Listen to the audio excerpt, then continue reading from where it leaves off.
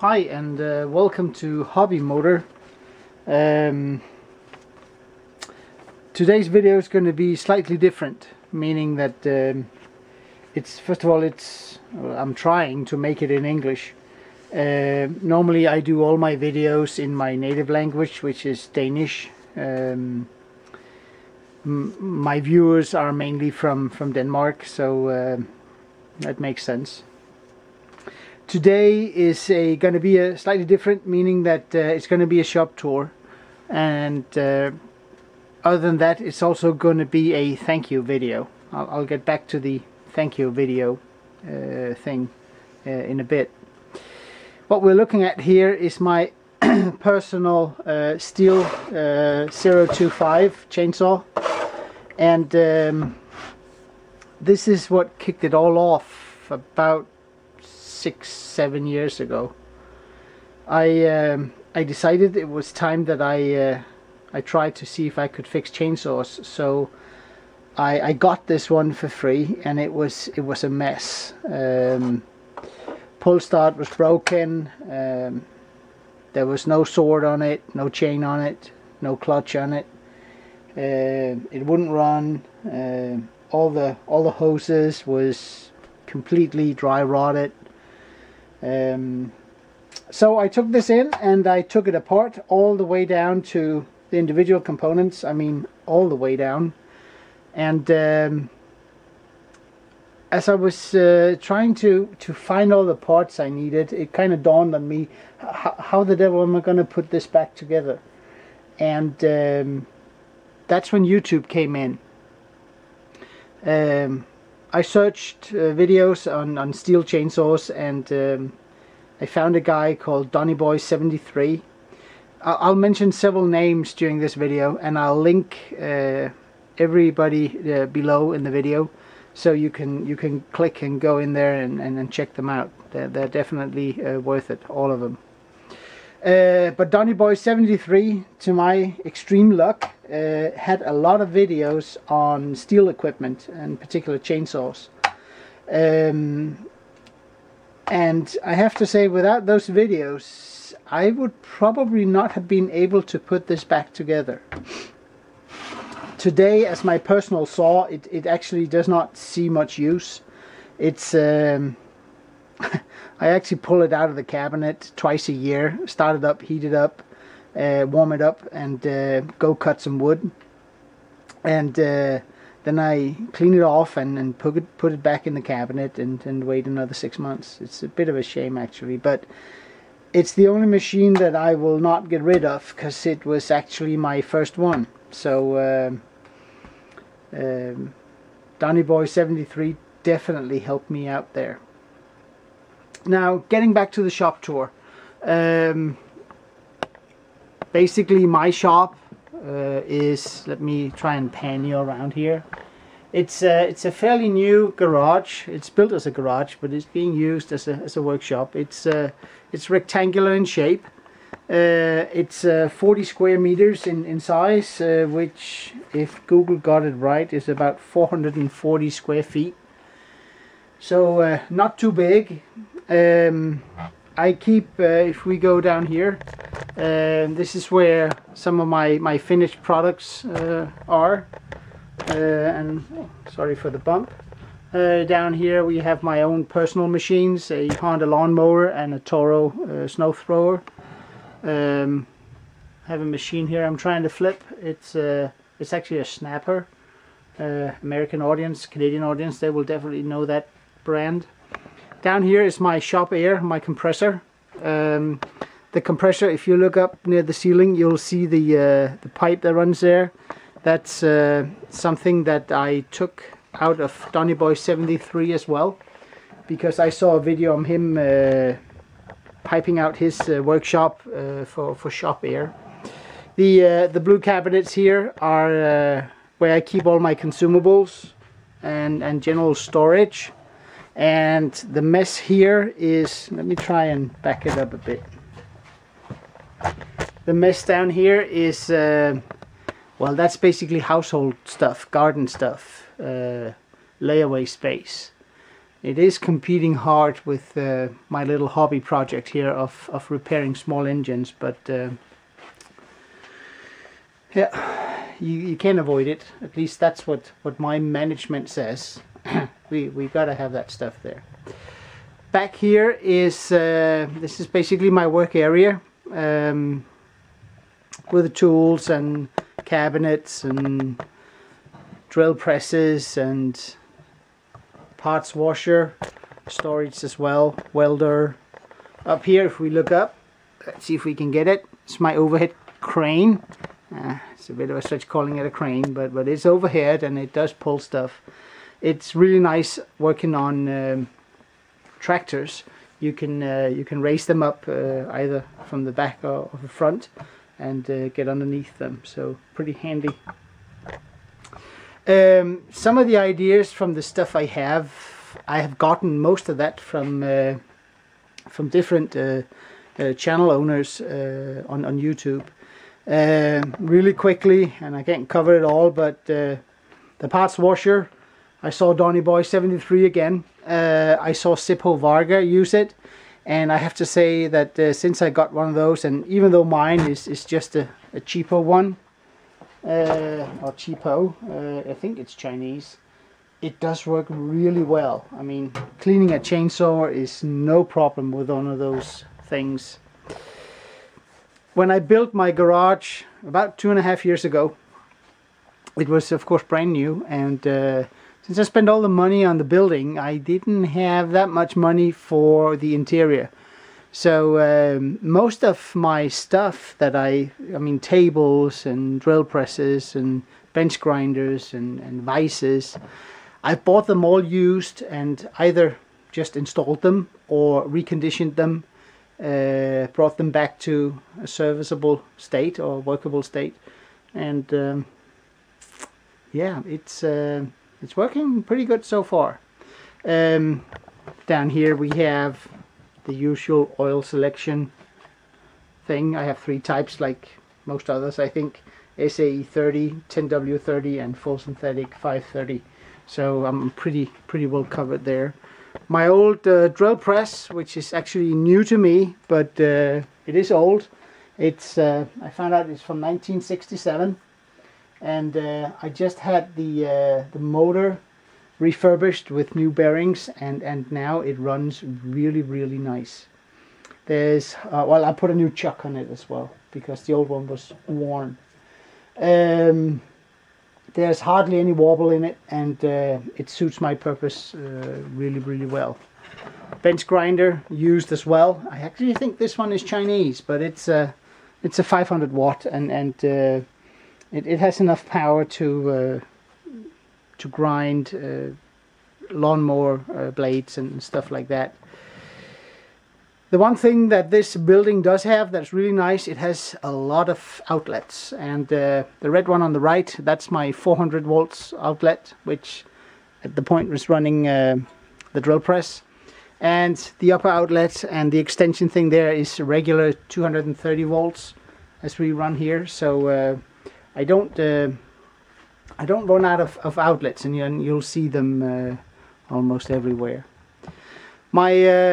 My tools, as you can see, are more hanging than they are in cabinets, and I think that's the way you're brought up. I mean, I've always seen tools hang on the wall, and my tools are hanging on the wall. So I kind of like that setup. It does take up wall space, but I kind of like it. Things are handy and within reach. When it comes to tools, I tend to buy what I need, and I also differentiate between really quality tools and slightly more economical tools. It all depends on how much I expect to use them. The tools that I expect to use a lot, I tend to buy in a fairly good quality, or at least as good as I can afford. And the ones that I think will only see use a couple of times a year, I tend to go, what's the North American word, harbor style quality. I hope I didn't offend anyone there.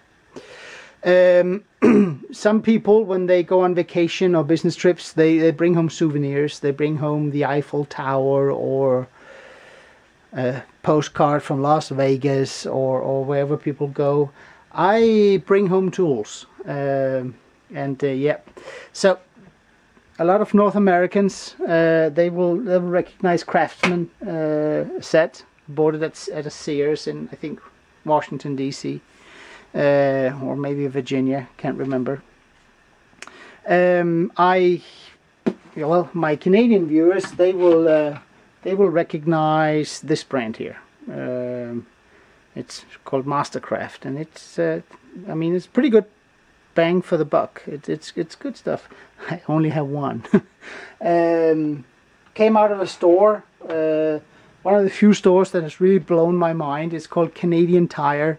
And guys, if you've never been to a Canadian Tire and you're a tool buff or you like to have tools to repair stuff, go visit a Canadian Tire at whenever you can. It's quite an amazing store. Other than that, ratchets,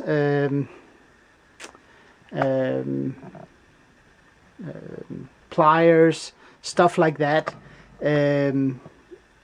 Some of that stuff I got traveling as well. I used to travel a lot with my work, so I got the opportunity a lot.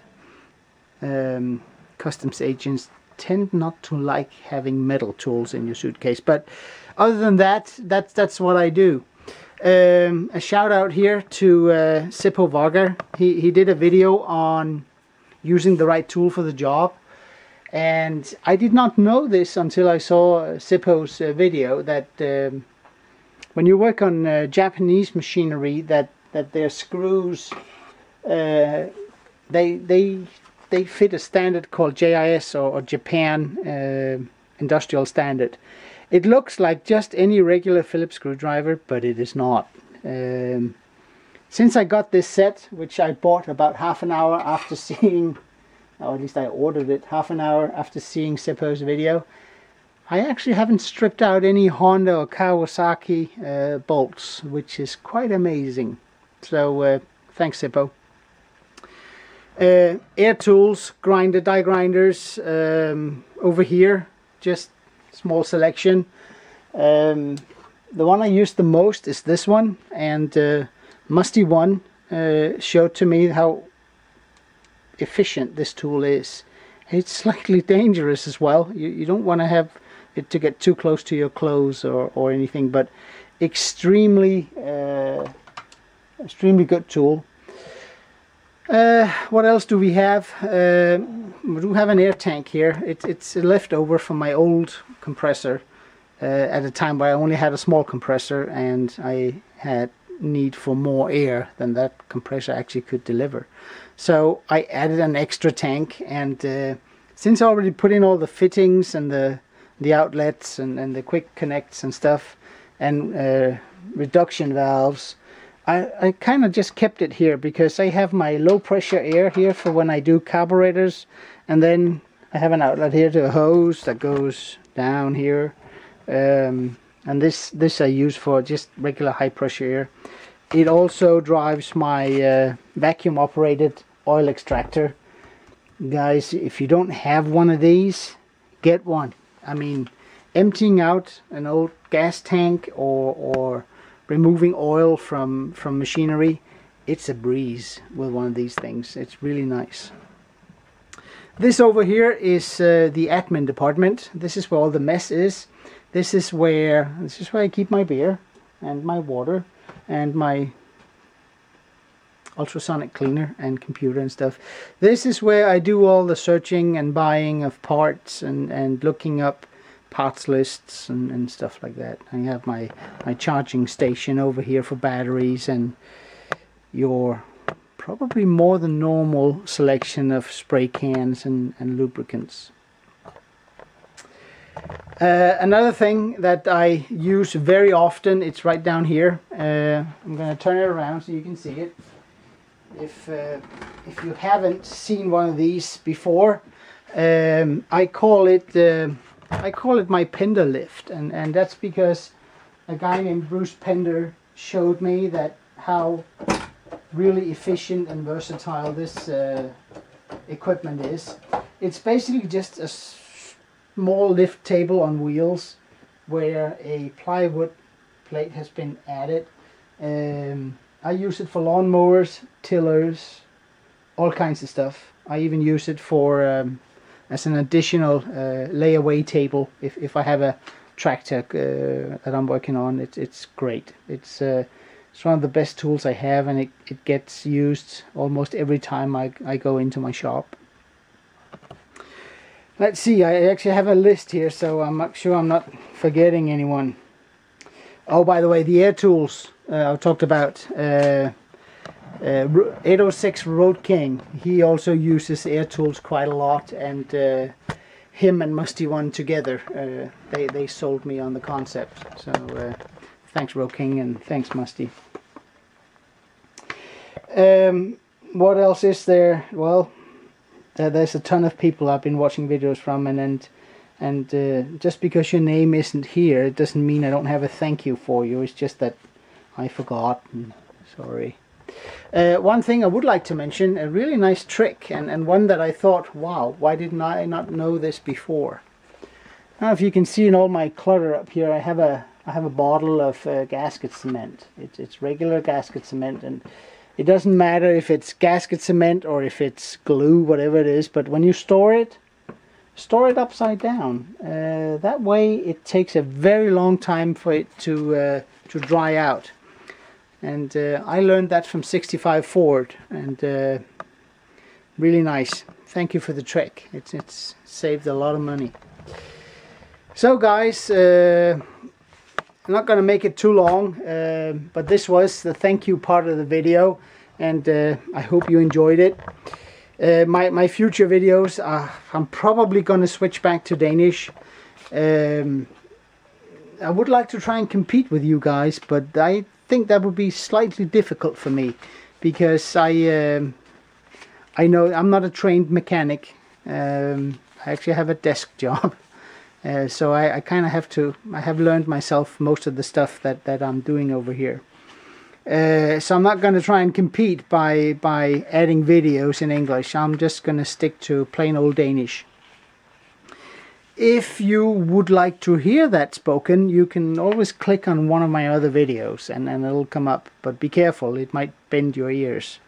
I've been told that the Danish sounds horrible in English-speaking people's ears. So try it out, see if you like it.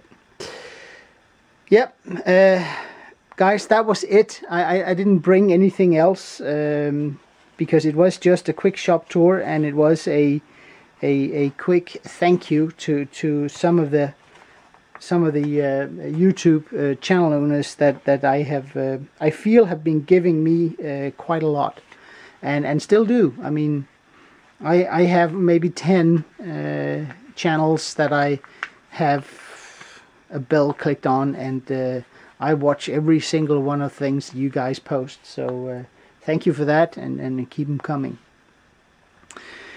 Other than that, I'm gonna say end of video. Any comments, anything, you know the drill. So hopefully I might do one in English again in the future, but it might take a while. But until then, take care everyone.